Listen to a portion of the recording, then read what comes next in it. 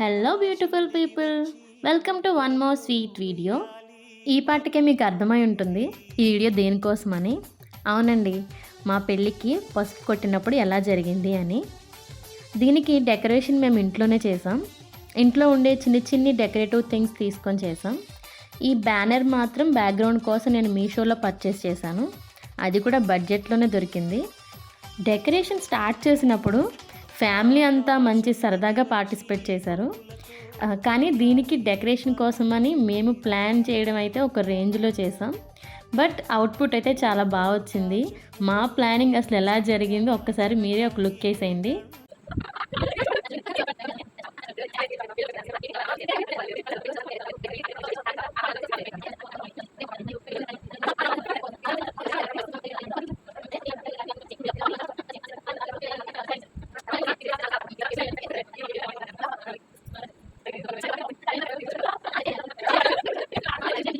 మొత్తానికి నేను మా సిస్టర్స్ ఫ్యామిలీ అందరి హెల్ప్తో డెకరేషన్ అయితే కంప్లీట్ చేసేసాం. ఆ రోజు ఎర్లీ మార్నింగ్ మా అత్త మా అమ్మ కలిసి పసుపు దంచడానికి కావాల్సిన రోలు రోకలి అన్నింటికి పసుపు రాసి బొట్లు పెట్టి రెడీ చేశారు. ఫైనల్గా అందరం కలిసి లాస్ట్లో రోలు ఈ మ్యాట్ పైన అరేంజ్ చేసి కొన్ని ఆర్టిఫిషియల్ ఫ్లవర్స్ని యూజ్ చేసి డెకరేషన్ కంప్లీట్ చేసాం. అవుట్పుట్ అయితే చాలా బాగా వచ్చింది. అసలు పసుపు కొట్టడం అంటే పెళ్ళికి సంబంధించి ఏ పనైనా స్టార్ట్ చేయడానికి గాను ఇలా పసుపుతో స్టార్ట్ చేస్తారు. సో మా ఫ్యామిలీ లేడీస్ అందరూ కలిసి ఫస్ట్ పసుపు దంచడంతో స్టార్ట్ చేశారు ఈవెంట్ని. పెద్దవాళ్ళంతా మంచి మనసుతో పెళ్ళి కావాల్సిన అబ్బాయి అమ్మాయిని ఆశీర్వదిస్తూ ఇలా పసుపు దంచిన తర్వాత మాత్రమే వెడ్డింగ్కి సంబంధించిన షాపింగ్ కానీ ఇంకా ఏ పనైనా స్టార్ట్ చేస్తారు. సో మా ఇంట్లో చాలా సరదాగా ఈవెంట్ అయితే స్టార్ట్ అయింది అలాంగ్ విత్ మై బుడ్డి గ్యాంగ్. ఇంకా పెద్దవాళ్ళందరూ కలిసి పసుపు కొమ్ములు రోట్లో వేసి దంచడం స్టార్ట్ చేశారు. ఈ పసుపునే పెళ్ళిలో ఏ ఈవెంట్కైనా యూజ్ చేస్తారు. ఇంకా అదే రోజు మా అత్తయ్య గారు వాళ్ళ ఇంట్లో కూడా పసుపు దంచే కార్యక్రమం. సో అక్కడ కూడా సైమల్టేనియస్గా జరుగుతూ ఉంది. కానీ అక్కడ నితిన్ గారు లేరు, ఇటు నేను రెడీ అవుతున్నాను అనమాట.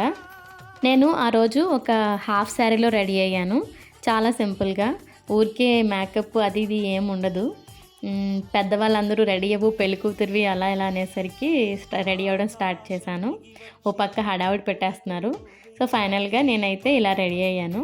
రెడీ అయ్యి బయటకు వచ్చాక దేవుడికి దండం పెట్టుకోమని చెప్పారు. తర్వాత విఘ్నేశ్వరుడికి బియ్యం తీయమని చెప్పారు. ఇదేంటి అంటే పెళ్ళి మొత్తంలో ఎక్కడా కూడా విఘ్నం జరగకుండా మనం మొక్కుకొని వినాయకుడికి సమర్పిస్తారనమాట. ఇలా తీయడం అయిన తర్వాత నన్ను తీసుకొచ్చి కూర్చోబెట్టారు. మళ్ళీ ఒక పెళ్లి కూతురు వైబ్ లాగా స్టార్ట్ అయింది.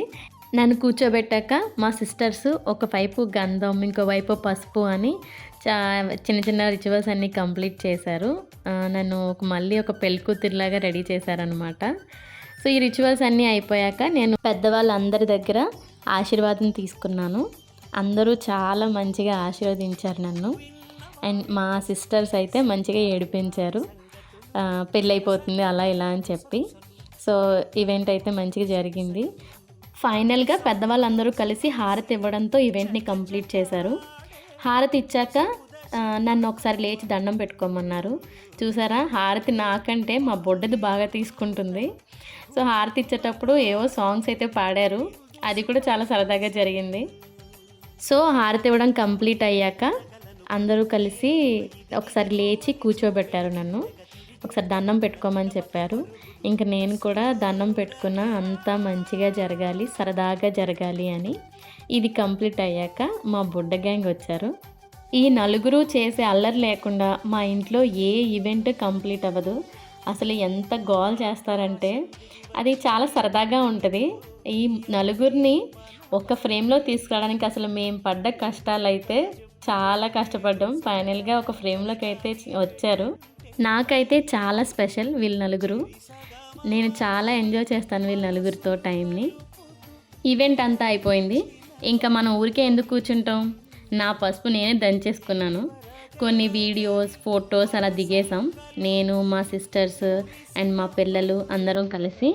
అండ్ చూడండి బ్యాక్గ్రౌండ్ అయితే చాలా బాగా వచ్చింది.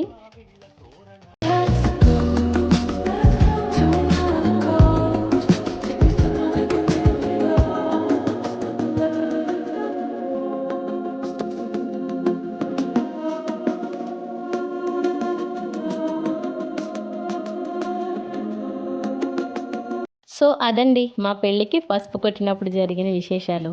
మిగతా విషయాలు నెక్స్ట్ వీడియోలో డిస్కస్ చేద్దాం. అంతవరకు సెలవు. Please do watch, like, share, subscribe our channel Andhra జంట దుబాయ్ ఇంట. Thank you.